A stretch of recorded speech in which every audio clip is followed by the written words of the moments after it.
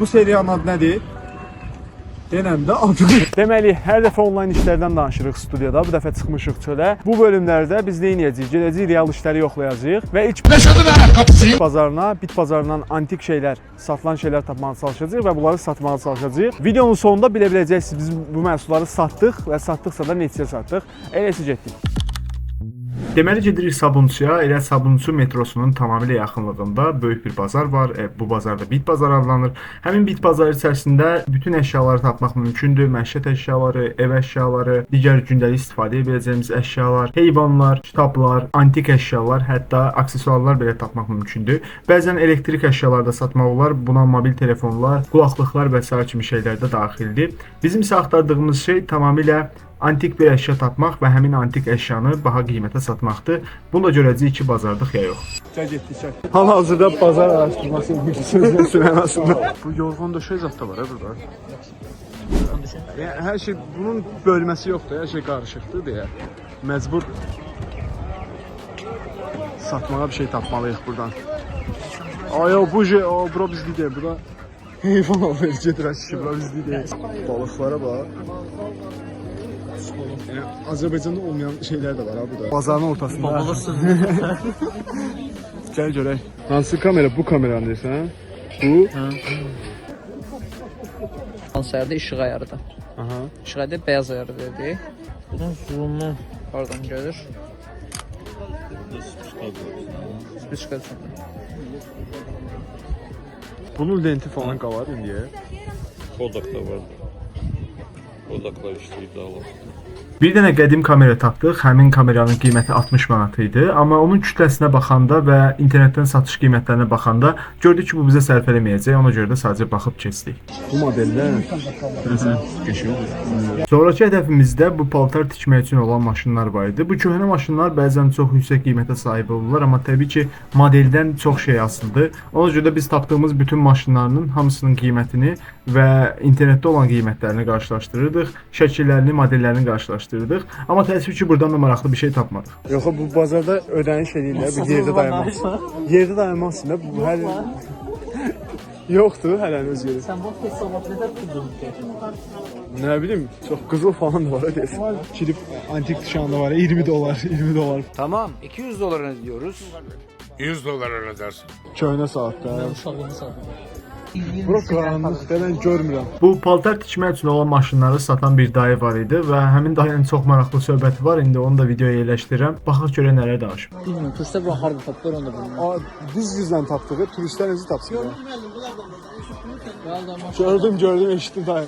Bu nə binasıdır belə, buradakı? Oradan gelirsen orada hem uçak yolunun binasıdır. Aha. Burada bir iki nefer polis görsünüz ki Ha, o bina yani bir de içinde yaşar. o uçakta şöyle çık. Ha. Yani hatta o müdürden buranın müdürden bir şey olacak. Onlar ona komandı diyor bir şeyden. Ha. Ne dedi? Türk hava yollarının kulakları. Kimse fırladı. Bundan uçanlar her yerde var da burada niye? Burada ucuz olabilir. Bence mən Təsbehlər falan. Bir sözdən ətraf doludu çoxlu qədimi maraqlı əşyalarla hər yerə baxdıq, bütün əşyaları araşdırdıq, amma bizə təbii ki, satmağa bir şey lazımdır. Tam ümidsizliyə qapılmışdıq ki, satmağa bir şey tapmayacağıq. Bir dənə dayıya rast gəldik. Həmin dayının belə bir stolu var idi. Stolun üstündə çoxlu qədimi pullar, medallar və əşyalar var idi. Hətta onun içərisindən bir dənə əşya tapdıq. Həmin əşyanı biz internetdə 500 dollara gördük, hansı ki, orada qiyməti 1-2 manat idi. Baxaq görək nə oldu. Savaş medalları da nələrdir? savaş bu. İşte 45-85 yazır.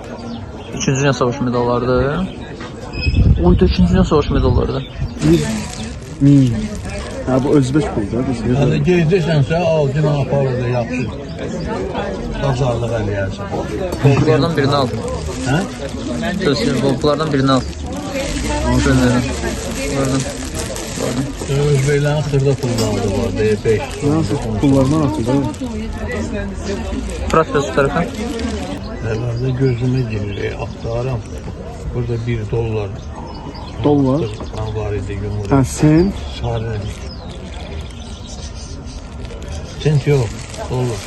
Deməli bu dayının masasında çoxlu şeylər var idi. Məsəl üçün xarici pullar var idi, həm kağız pullar, həm qəpik pullar, müxtəlif medallar, müxtəlif lap qədimi dövrlərə aid olan takılar, yəni aksesuarlar, bu kimi şeylər var idi. Amma mən aldığım hər şeyi axtarış vasitəsilə çəkərək axtararaq onun qiymətini öyrənməyə çalışırdım. Bəzilərinin qiyməti qat-qat çox idi, bəzilərinin isə qiyməti ucuz idi. Onları detallı araşdırmaq lazımdır və buradan da bir neçə qəpik aldıq. Hətta Amerika dollarının qəpiklərini aldıq. Yəni Amerikanın lap əvvəlki dövrlərdə yaratdığı dollar qəpikləri aldıq. İndi isə görək bunları neçəyə satacağıq. Baxın ya. Gözü testlərə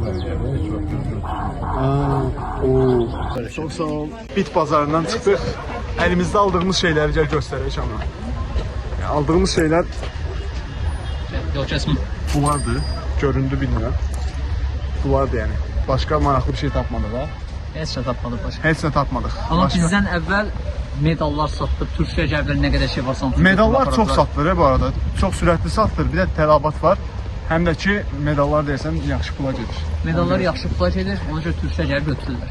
Ona görə Türkiyə gəlməsələr bir saat 8-də falan gəlib Biz buraya. daha əvvəldən gəlməliyik. Bazarın açılışını biz eləməliydik ki, Yəni qəşəng pul götürək. İndi bu məhsullar satılsa siz zaten videoda görəcəksiniz, amma biz bunu uzun müddətlə də sata bilərik ya Kamran, yəni.